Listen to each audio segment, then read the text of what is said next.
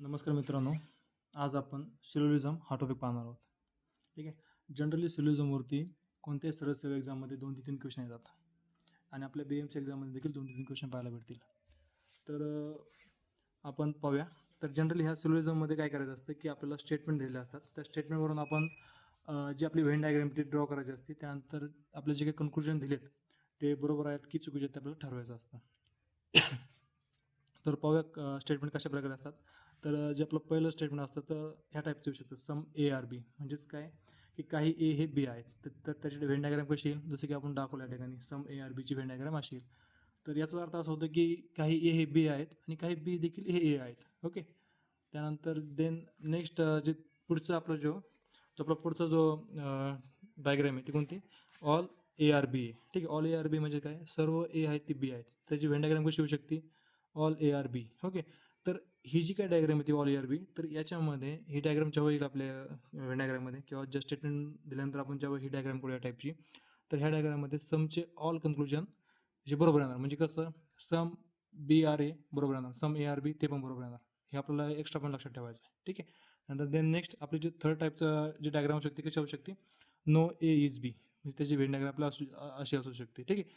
तर आता हे नो ए इज बी ही जी काय डायग्राम आहे त्यामध्ये समजून घेऊया प्रॉपरली. ठीक आहे. तर ती कशा प्रकारे होऊ शकते.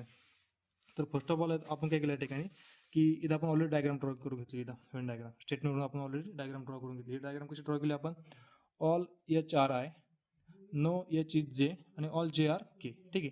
नंतर आपलं समजण्यासाठी आपण ऑलरेडी डायग्राम ड्रॉ करून घेतली. नंतर आपण काही कन्क्लुजन घेतले, ते बरोबर आहे ते चुकीचे ते पाहायचं आपल्याला. तर ज्यावेळेस आपण नोची कन्सेप्ट समजून घेतोय त्यामध्ये एक सिम्पल रूल लक्षात ठेवायचा, एक ट्रिक म्हणता येईल आपल्याला, की असं आपण कन्सिडर करू एच आणि जे कपल आहेत. ठीक आहे.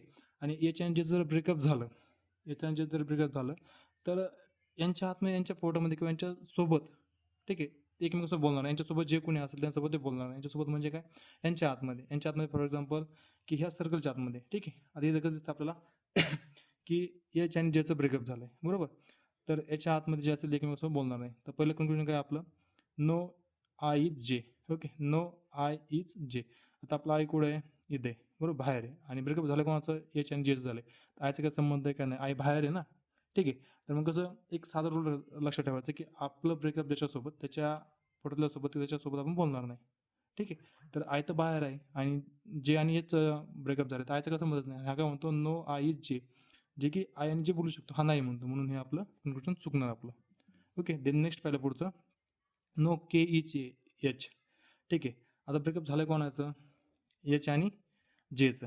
तर केचा काय संबंध आहे का, नाही ना. मग एकमेकांसंग बोलतील ते, हा काय म्हणतो बोलणार नाही. म्हणून हे पण चुकणार. देन थर्ड केसमध्ये काय सांगितलं आहे, नो आय इज के, बरोबर. आता ब्रेकअप झालं कोणाचं, एच आणि जेच झालं. आय आणि केचा काय संबंध आहे का, नाही. एकमेकांसंग बोलतील, हा नाही म्हणतो. म्हणून हे पण चुकणार. ओके. देन नेक्स्ट पुढची डायग्राम काढली. पुढची पॉसिबल डायग्राम अशी येऊ शकते. तर ह्या डायग्राममध्ये काय दिसतं आपल्याला की हेच आपण अगोदर आपण डायग्राम ड्रॉ करून घेतली. आपल्या जे समजण्यासाठी आपण नोची जी केस ती समजण्यासाठी आपण हे डायग्राम ड्रॉ केली. खालची कन्क्लुजन पाहतो. ठीक आहे. तर यामध्ये काय दिलं आपलं, नो एच इज जे, बरोबर. आता आपलं काय ठरलंय, आपलं ब्रेकअप ज्याच्यासोबत त्याच्या आतल्यासोबत बोलणार नाही. इथं कोणासोबत ब्रेकअप झालंय, एच आणि केचं ब्रेकअप झालंय. ठीक आहे. आता केच्या पोटामध्ये कोण आहे, जे. तर एच हा जेला बोलणार नाही, बरोबर. मग हा काय म्हणतोय, नो एच इज जे, हा पण बरोबर नोच म्हणतो ना. म्हणून हे कन्क्लुजन बरोबर येणार. राईट. नंतर नेक्स्ट कन्क्लुजन काय, नो आय इज जे. आता ब्रेकअप झालं कोणाचं, एच आणि केचं. केच्या पोटामध्ये जे. आय आणि जेचा काही संबंध का नाही, आय, कारण आय हा एचच्या बाहेर आहे, बरोबर. एच आणि आय आणि जे एकमेकांसंग बोलू शकतात. हा काय म्हणतो, नो आय इज जे, हा नाही म्हणतो. म्हणून हे चुकणार. देन थर्ड थर्ड जे सेंटेन्स ते काय, कन्क्लुजन काय आपलं, नो आय इज के. आता आय बाहेर आहे. ओके. ब्रेकअप झालं एच आणि केचं, आयचा काही संबंध नाही ना. आपलं काय रूल काय आहे की ज्याचं ब्रेकअप त्याच्या आतल्यासोबत बोलायचं नाही. पण एचच्या बाहेर आहे ना आय, म्हणून आय आणि के एकमेकांसंग बोलू शकतात, हा नाही म्हणतो. म्हणून हे पण चुकणार. देन थर्ड जी काय डायग्राम आहे आपली, त्यामध्ये आपण इथं समजून घेऊया या ठिकाणी. ओके. तर इथं बघा की ऑल एच आर आय आपण ड्रॉ करून घेतला. नंतर no I is K draw केलं. नंतर then all J is K, जे की आपण डायग्राम घेतली आपल्याला समजण्यासाठी. नोची कन्क्लुजन कशा प्रकारे येऊ शकतं आणि आपण त्याला कसं डील करू शकतो. तर आपलं पहिलं जे कन्क्लुजन ते काय, नो एच इज जे. ओके. नो एच इज जे. आता हे बरोबर आहे का चुकीचं. आपलं ठरलंय काय, आपलं ब्रेकअप ज्याच्यासोबत, आपण त्याच्या पोटल्यासोबत बोलणार नाही. आता आपलं ब्रेकअप कोणासोबत झालंय, आय आणि केचं ब्रेकअप झालं आहे, त्याच्यातून पोटात कोण एच आणि जे, मग एकमेकांना बोललेलं काही नाही बोलणार, मग हा पण तेच म्हणतोय ना, नो एच इज जे, म्हणून हे आपलं हे बरोबर येणार. नेक्स्ट पुढचं सेंटेन्स काय आपलं, नो के इज एच, बरोबर. ब्रेकअप कोणाच झालं आहे, आय आणि केच झाले, पण एच हा आयच्या पोटामध्ये आहे ना, मग आपलं ठरलं ना, आपलं ब्रेकअप ज्याच्यासोबत त्याच्या पोटाला सोबत आपण बोलणारच नाही. ब्रेकअप झालं कोणाचं, के आणि आयचं झालं, त्याच्या पोटात कोण एच आहे, हा एकमेकांसंग बोलणार नाही, हा तो पण तेच हा पण तेच म्हणतो ना, नो के इज एच, म्हणून हे पण आपलं बरोबर येणार.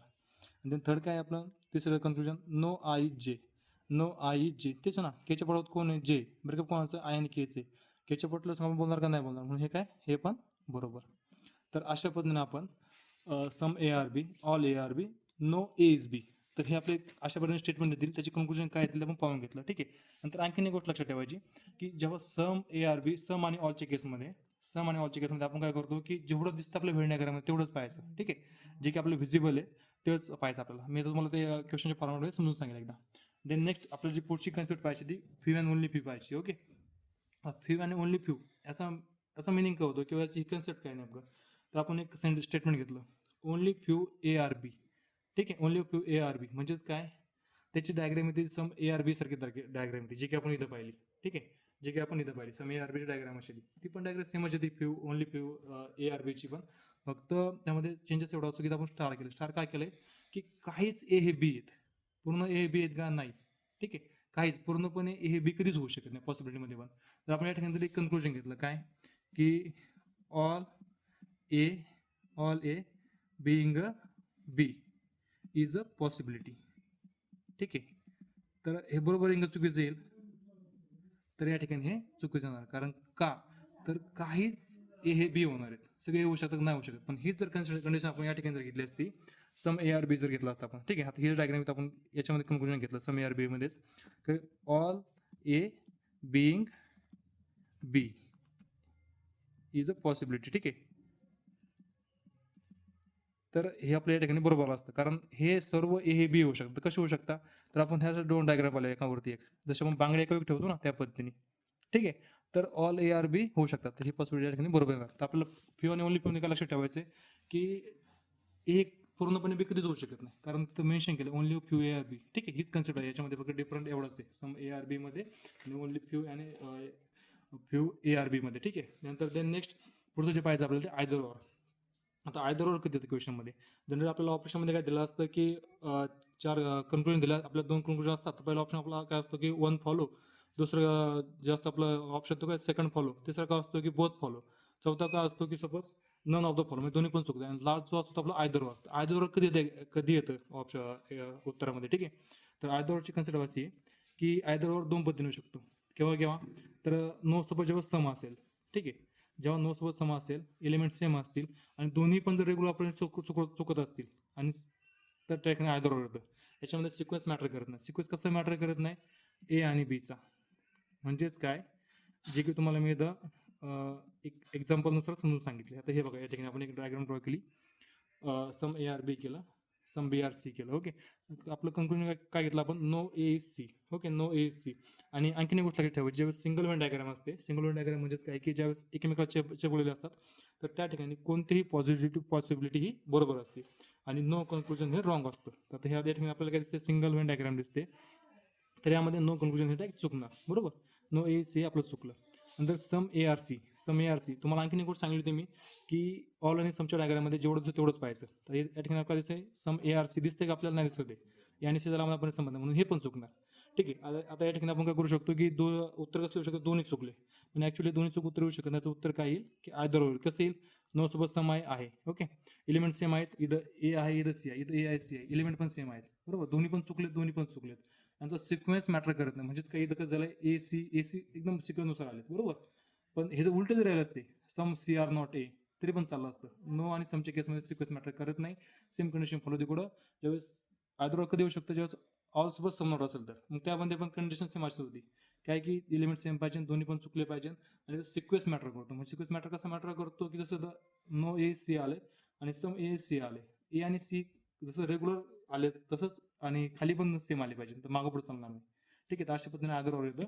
तर हा आपला सिलेबसचा पार्ट 1 आहे. तर नेक्स्ट पार्टमध्ये आपण हे जी काही कन्सेप्ट घेतली आपण याच्यावरती काही MCQs पाहूया. जर तुम्हाला लेक्चर आवडलं असेल तर नक्की लाईक करा, चॅनलला सबस्क्राईब करा. धन्यवाद.